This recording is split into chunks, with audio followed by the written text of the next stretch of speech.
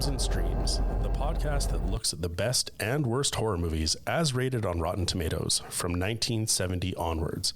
I'm your host, Mike Caron, and with me is my co-host, Chad Campbell. Before we get to today's films, we'd like to invite you to check us out on Instagram. Our handle is @ScreamStreamPod. Also, be sure to check out our website at www.screamsandstreams.com. That's Screamsandstreams.com, where we have information about our episodes, links to our research, and our watchability scale, where we rank all of the films we are looking at. And please be sure to rate, comment, and subscribe to our show on any of the platforms where you get your podcasts. Just a warning, in the podcast, we do jump around in the plot when we are discussing the details, and we may end up spoiling the film if you haven't had the chance to see it yet. If you are someone who doesn't like spoilers, we recommend that you stop listening now, check out the film, and then rejoin us for our discussion. Today, we are looking at George A. Romero's 1973 film, The Amusement Park.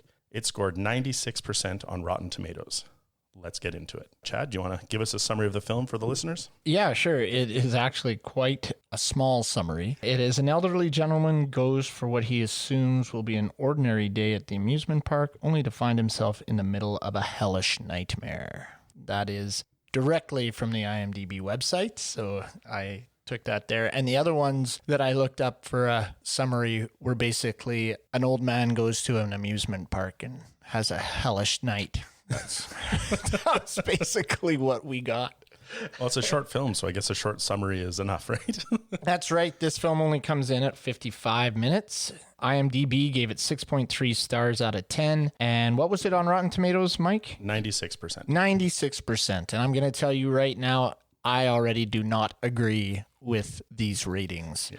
So that brings us right into our first impressions. Chad, why don't you just keep going with it? Yeah. First impressions was it was filmed like a university assignment film. It seemed very all over the place as far as cutting and editing. The angles used were sometimes weird and unsettling, which unsettling is what Romero was going for in a lot of this film, but still. The sound, the audio, I didn't enjoy. Cinematography was basic and washed out. And what else can I say about this gem of a film? Yeah, basically, I just really didn't enjoy it. It was 55 minutes of just a public service announcement that I just kind of became disinterested in within the first 15 minutes. Yeah, it felt like a Saturday Night Live skit that just went on way too long. Right. But for a lesser quality show. For the listeners, if you don't know the history of this, it was filmed in 1973, but it never saw the light of day until 2020. And this is a 4K restoration of the quote-unquote lost reels of film. And I don't know if that's where the graininess and the shakiness of it comes from, or if that was Ramiro's intention. But like Chad said, it's not an enjoyable watch. It's 55 minutes of just when will this end? It's noise, it's frenetic, it's cacophonous.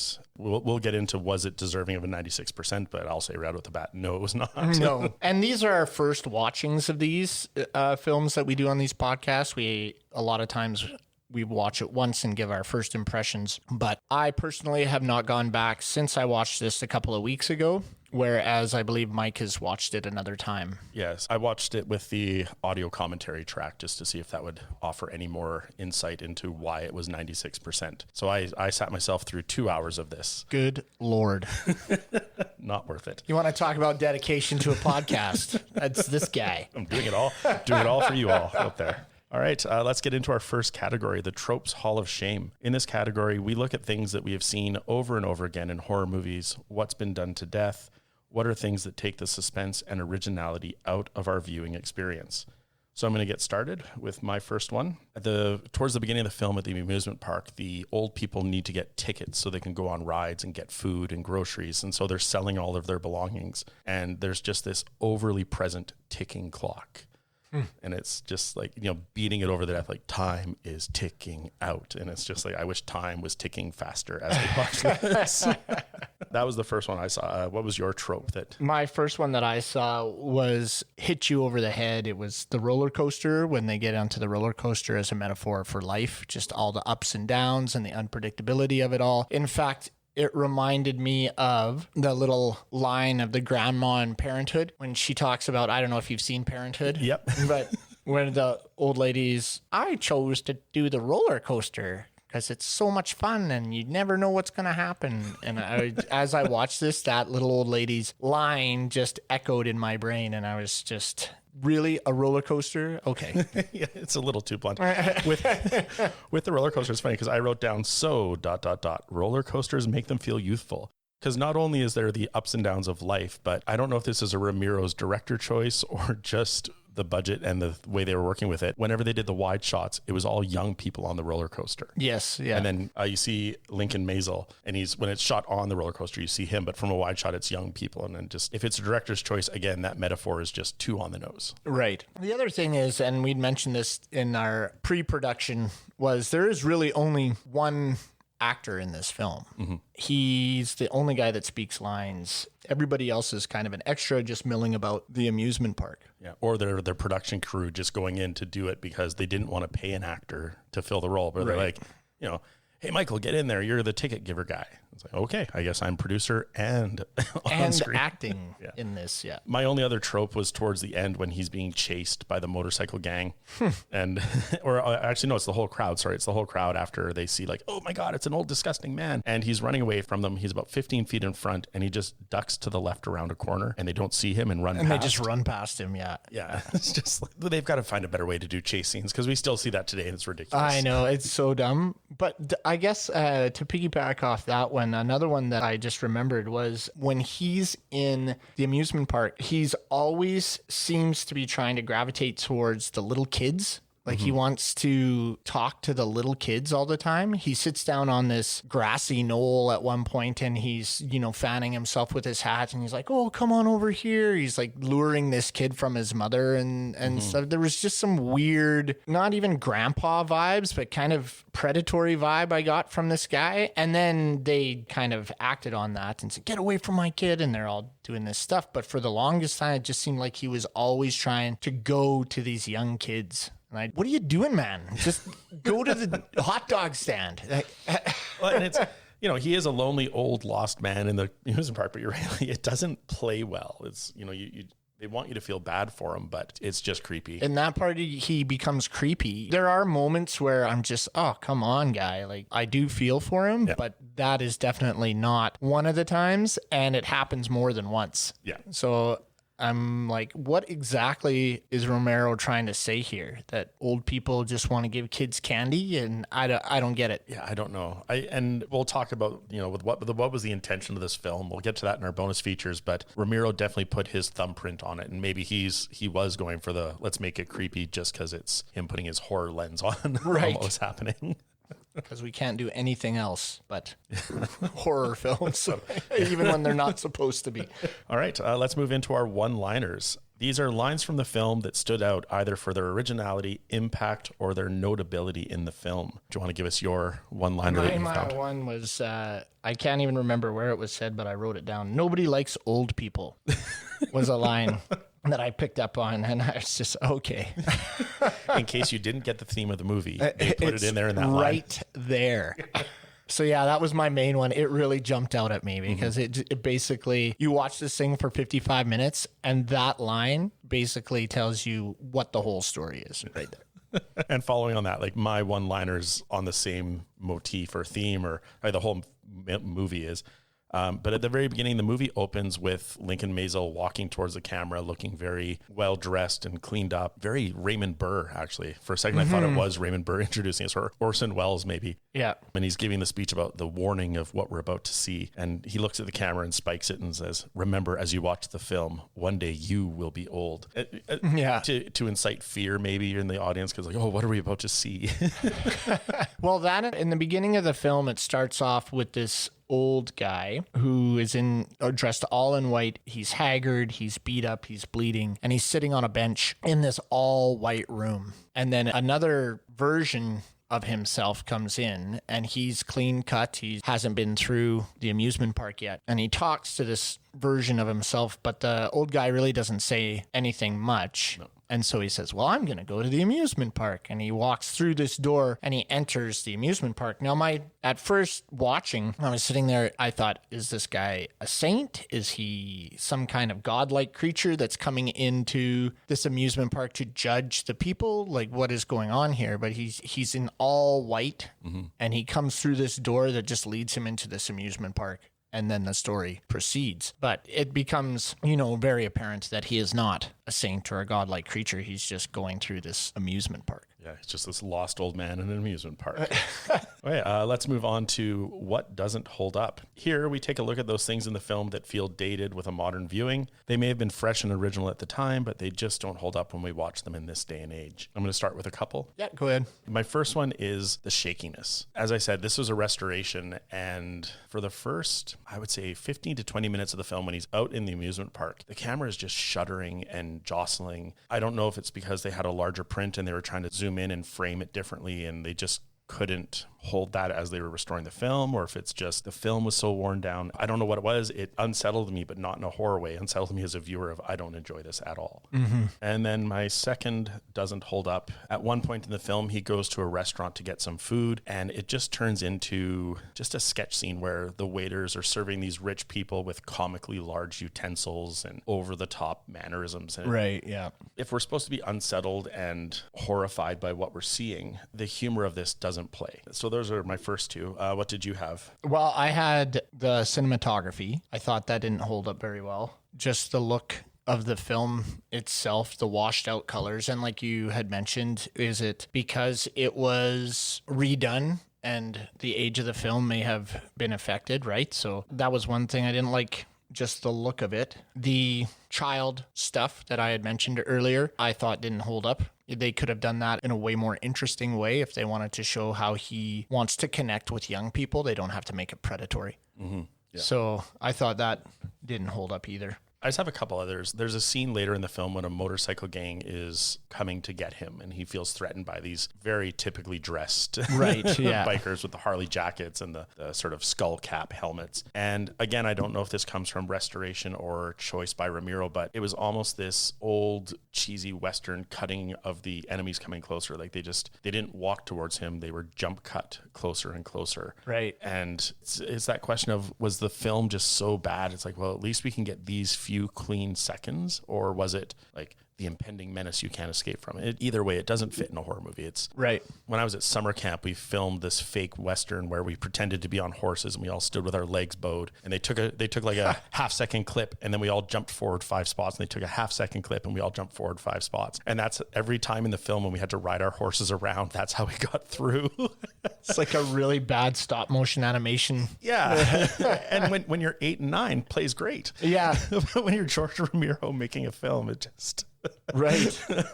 You're hired by a much. company to make this film for them, and they're, I don't think we're going to do that. Yeah. And the only other thing that didn't hold up was the book ending of the film with the speaking to the camera about the warnings, and then at the end of the film where it just comes across as a bad after school special, or right. The More You Know on NBC.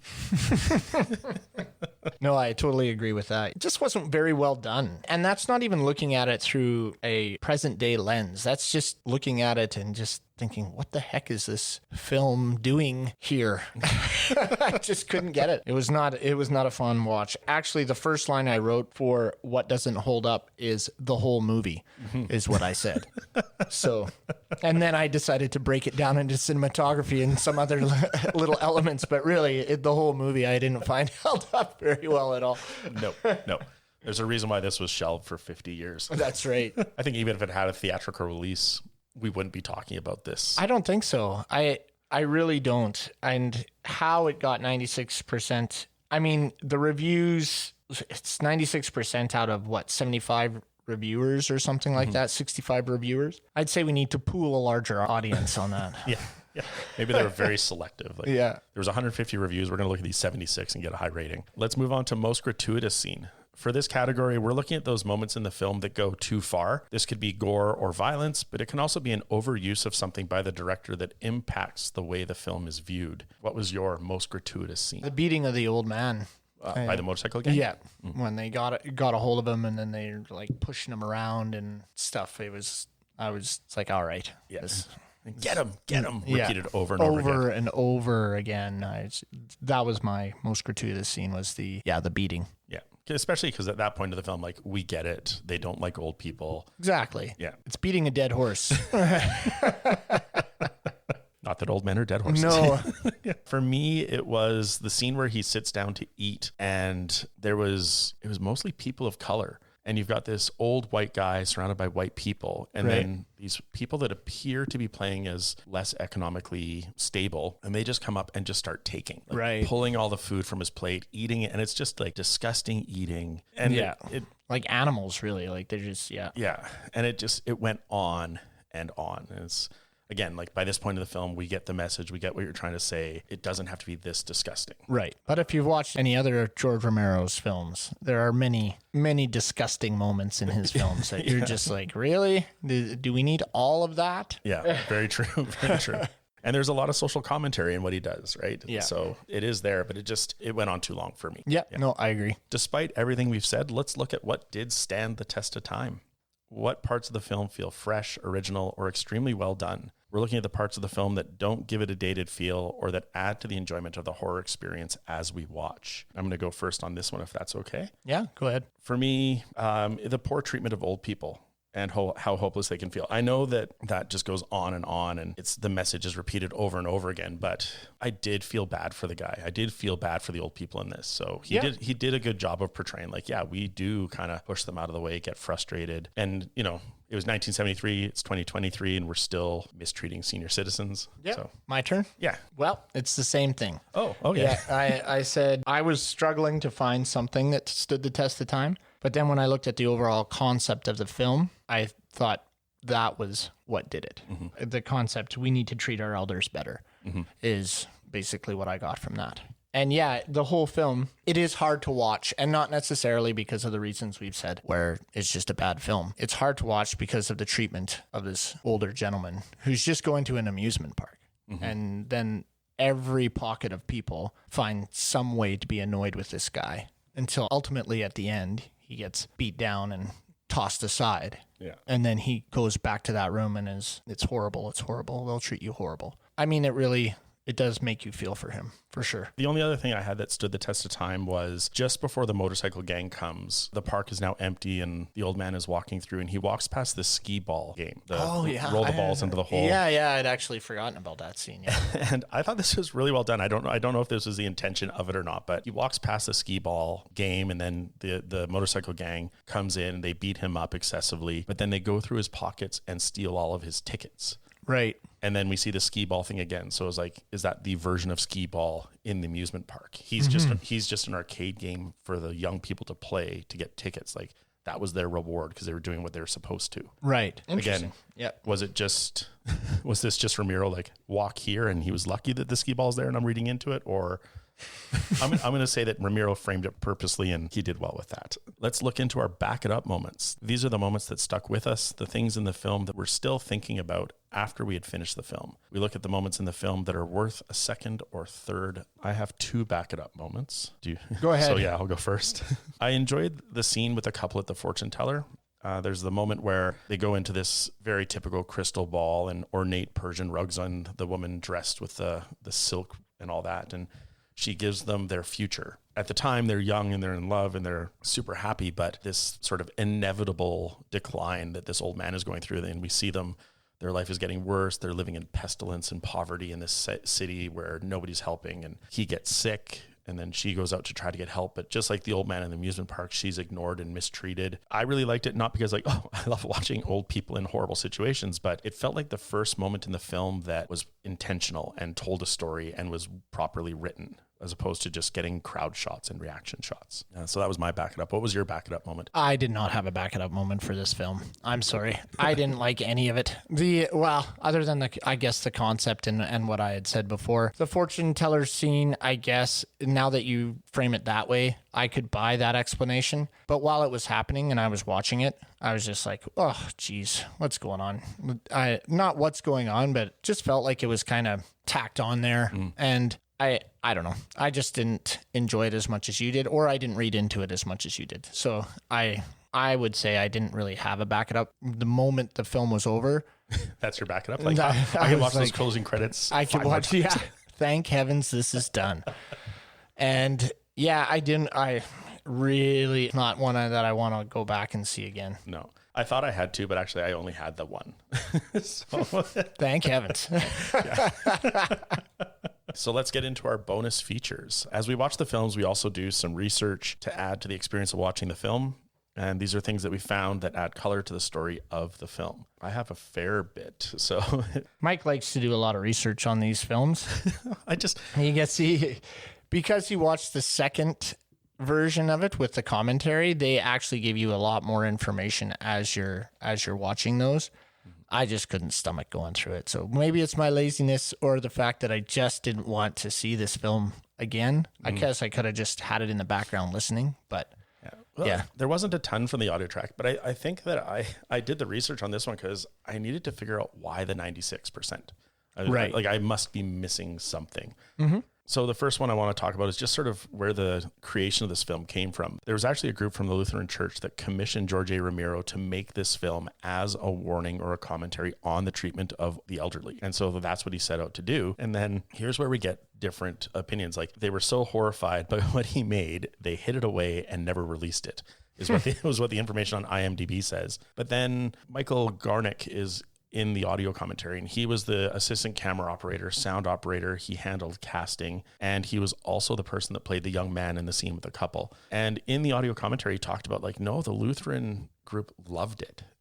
They distributed it. They made 500 copies, and it was proliferated throughout and used quite a bit. But then everywhere else I looked just talked about, nope, it was terrible. And that's why we didn't see it for 50 years, because the Lutheran group was just like, this was not what we wanted. So I have something to piggyback off that, actually. There's a quote from Susan Droscher Romero, George Romero's wife.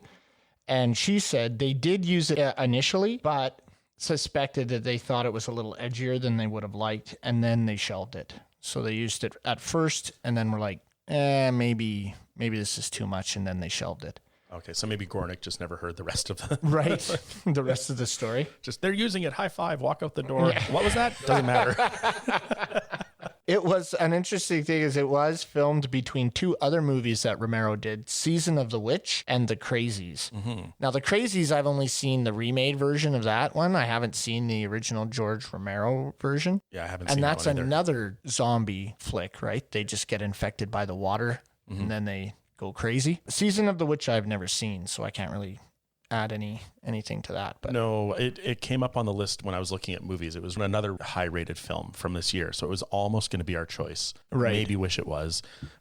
Yeah, now maybe I'm thinking maybe we should do that one just for another Romero film because, yeah, I'm not sure.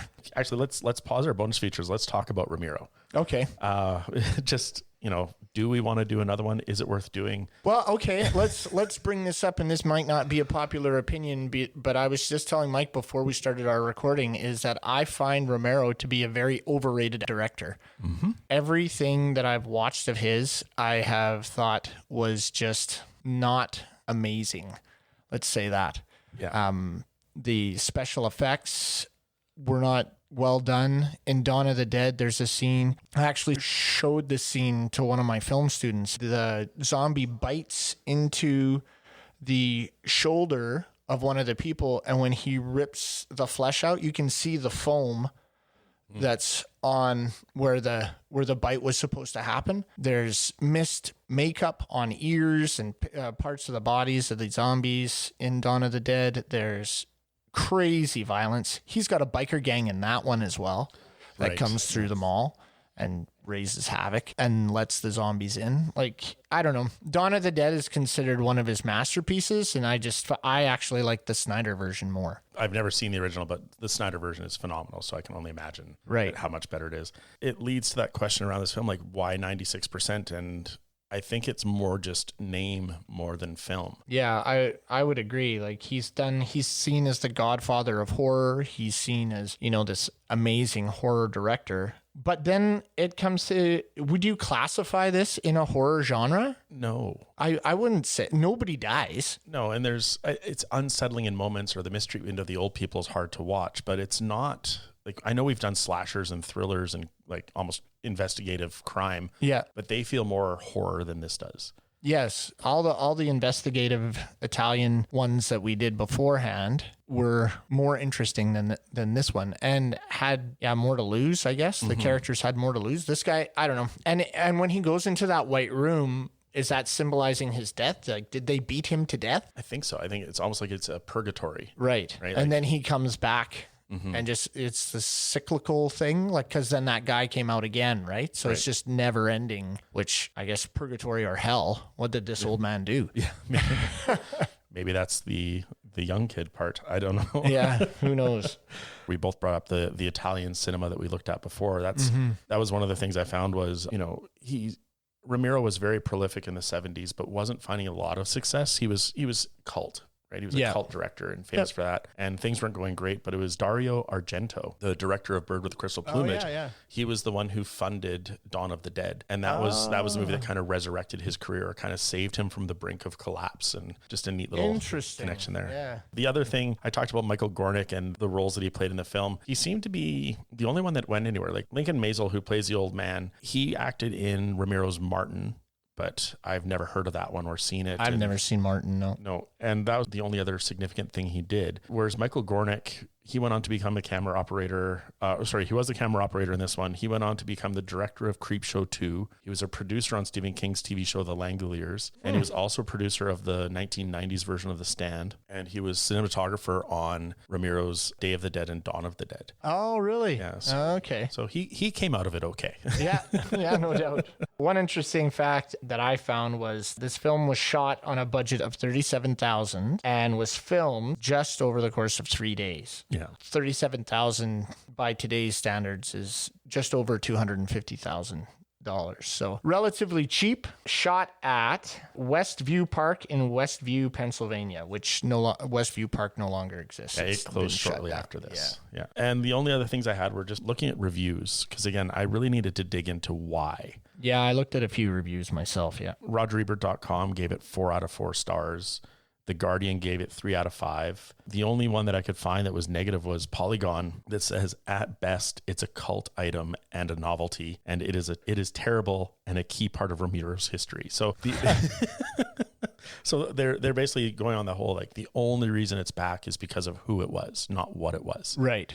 Yeah. I think it was RogerEbert.com said it was a sharp social commentary and a disquieting and upsetting fantasy. And maybe the social commentary, but disquieting and upsetting fantasy, it was just the process of watching it upset me more than anything else. Yeah. No, I agree. It sounds like these guys were looking for things to praise him about at this point. Yeah, I had a couple. I found lots of reviews that were positive, hardly any that were negative. The only one that I found that was kind of, I guess, leaning to the negative side was in Screen Anarchy. They said that metaphors were too obvious, which, there's a lot of hit you over the head in this film. Yeah.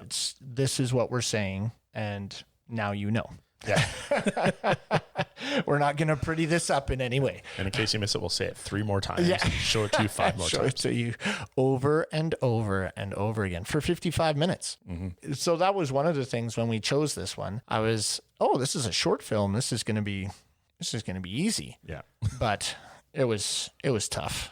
It was a tough watch, and one that I'm glad is over. Yeah, I will say that I watched maybe the first 20 to 25 minutes and stopped it and immediately texted Chad and be like, we need to pick a new movie. Yeah. He said that actually several times until I texted back. We said we were going to do the ones that were on Rotten Tomatoes, one of the top ones. We picked this one, so we're not backing out. Yeah. And then I watched it and was, perhaps we could have picked another one. Yeah. Maybe the 7th text should have been the hint. So